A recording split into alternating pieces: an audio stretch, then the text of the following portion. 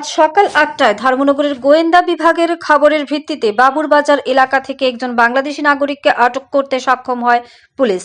জানা গেছে, ওই ব্যক্তি দীর্ঘদিন ধরে বাংলাদেশ থেকে ভারতে প্রবেশ করে ধর্মনগরের সিগন্যাল বস্তিতে বসবাস করছিল এবং মৎস্য ব্যবসা পরিচালনা করছিল। আটককৃত ব্যক্তির কাছ থেকে উদ্ধার হয়েছে বাংলাদেশের নথিপত্র ছাড়াও ভারতের নথিপত্র। বর্তমানে তাকে ধর্মনগর থানায় নিয়ে গিয়ে জিজ্ঞাসাবাদ চালানো হচ্ছে ধর্মনগর থানার পুলিশের তরফ থেকে। ধৃত ব্যক্তির নাম লক্ষু মিয়া। ধৃত লক্ষু মিয়া স্বীকার করেছেন তিনি বাংলাদেশে বিএসএফ এর নজর এড়িয়ে পারাপার করতেন এবং সেখানে বাংলাদেশের পরিচয়পত্র ব্যবহার করতেন। ভারতে প্রবেশের পর তিনি ভুয়ো ভারতীয় পরিচয়পত্রের মাধ্যমে বসবাস ও ব্যবসা চালিয়ে যাচ্ছিলেন। এই ঘটনায় প্রশ্ন উঠেছে, এতদিন ধরে ধর্মনগরের গোয়েন্দা শাখা কেন তাকে শনাক্ত করতে ব্যর্থ হলো? ইতিমধ্যেই উত্তর ত্রিপুরায় বাংলাদেশি নাগরিকদের বেআইনি প্রবেশের সংখ্যা উল্লেখযোগ্য হারে বেড়ে যাওয়ায় সমগ্র ত্রিপুরা রাজ্যে চাঞ্চল্য সৃষ্টি হয়েছে।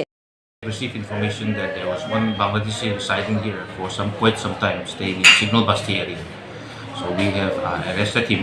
His name is Lukumia of 38 years, and it is suspected that he has dual documents, both of Indian and Bangladeshi documents. We will register a case and verify whether the documents are genuine or fake.